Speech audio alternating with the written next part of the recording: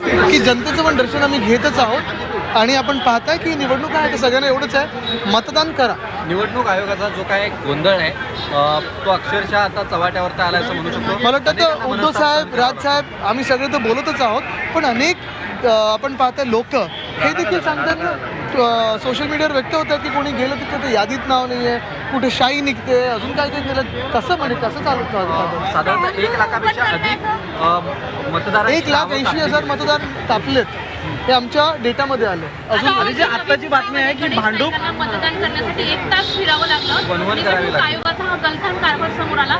वर्षानुवर्ष गणेश नाईक जिथे मतदान करतात तिथे न करतात थेट वाशीला जावं लागलं त्यांना. त्यांच्यामध्ये मी 2-4 रील्स पाहिले होते त्यांचं मन व्यक्त करत असताना, आणि मला खात्री आहे की त्यांच्या मनात आहे ते करून आणि ती दाखवतात. भांडूप येथे 2 उमेदवार आहेत, ते आमने सामने आलेले आहेत. एक तुमच्या शिवसेनेचे आहेत आणि एक एकनाथ शिंदेचे आहेत. दोन्ही ह्या ठिकाणी दुसरी आहेत. शहासेना आहे, शिवसेना म्हणू नका त्यांना. आपण दोन्ही उमेदवार आहेत, ते आमने सामने आलेले आहेत. ठीक आहे, तर माहिती घेऊन बोलतो. बघा काय अनेक ठिकाणी बाचाबाची होते.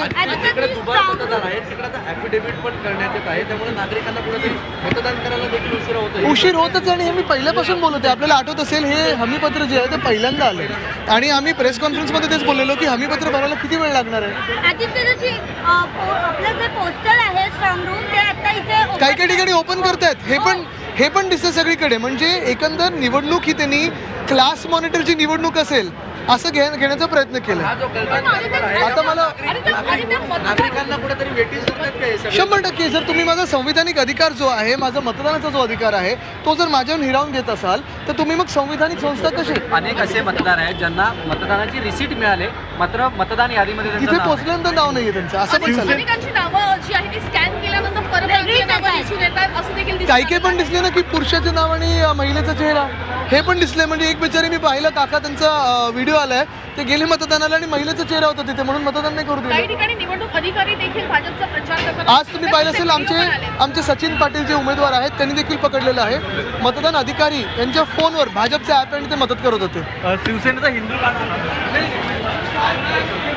मॉनिटरची निवडणूक होते, मतदान होतं, तसं हे मतदान झालेलं आहे. निवडणूक आयोगाच्या कामावर पुन्हा एकदा आदित्य ठाकरेंनी सवाल उपस्थित केलेला आहे. तर आदित्य ठाकरेंनी सुद्धा मतदान करण्याचं आवाहन यावेळी केले. मतदान करण्यासाठी उशीर होत असल्याचं आदित्य ठाकरेंनी म्हटलेलं आहे.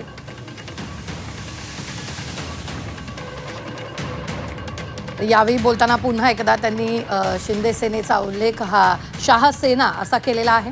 त्यांना पत्रकारांनी दोन्ही शिवसेनेच्या एका ठिकाणी झालेल्या बाचाबाचीवर प्रश्न विचारला असता त्यांनी शिंदे सेना म्हणू नका, शहासेना म्हणा असं म्हटलेलं आहे.